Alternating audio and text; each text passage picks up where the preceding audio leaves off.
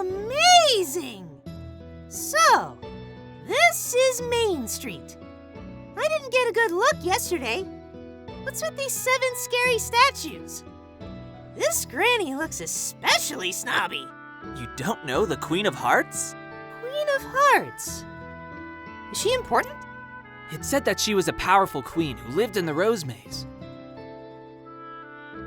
She valued rules and discipline above all, strict in all things from the march of the card guard to the colors of the rose bushes. Hers was a land of madness, where all submitted to the strictest of rules. And if one should be caught breaking them, well, it was off with your head.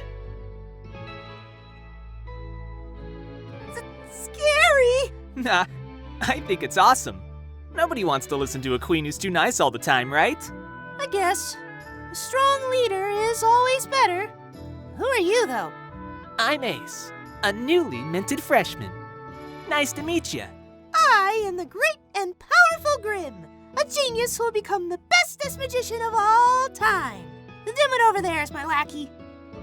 Lackey? That's a pretty stupid name.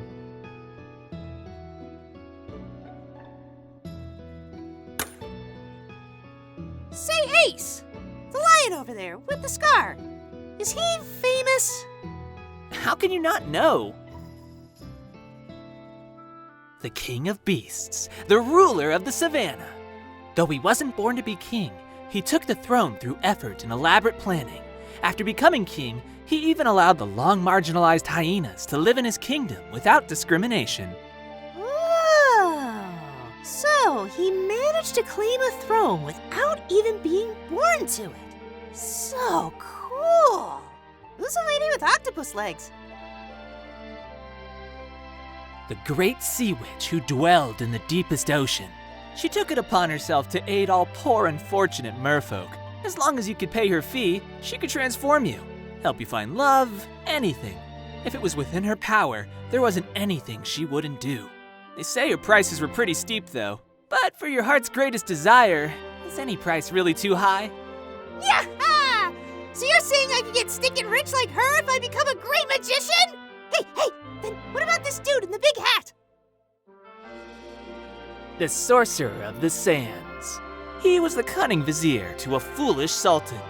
It was his great wisdom that revealed the truth of a fake prince attempting to deceive the country's princess. Then, he got hold of a magic lamp and became the most powerful sorcerer of all. They say he used that power to become sultan. So, if I become the next great magician, I could also be the center of everyone's attention.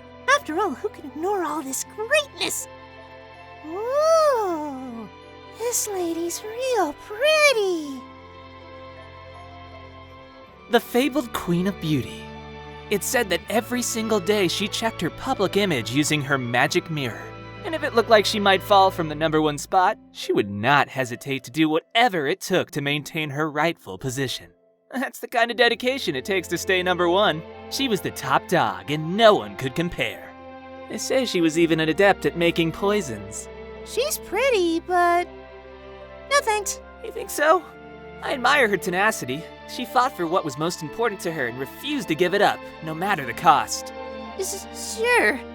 I guess that kind of devotion and drive is pretty cool. Over there, what's with the guy on fire? Just looking at him gives me goosebumps. The Lord of the Underworld. He ruled a land crawling with evil spirits, all on his own. He must have had some serious skills, and he did that detestable job without ever even taking a day off. They say that even though he had a scary face, with the sincerity he won over Cerberus, the Hydra, and even the Titans to fight on his behalf. So, sometimes having talent alone isn't enough. And the last one, with the horns. That is the Witch of Thorns, ruler of the Forbidden Mountain.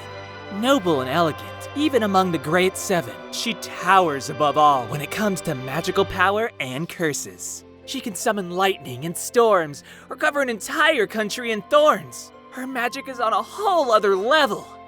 There was even a time she transformed herself into a huge dragon. Oh, wow, a dragon! All monsters look up to them. They're all pretty cool. Unlike a certain raccoon I know.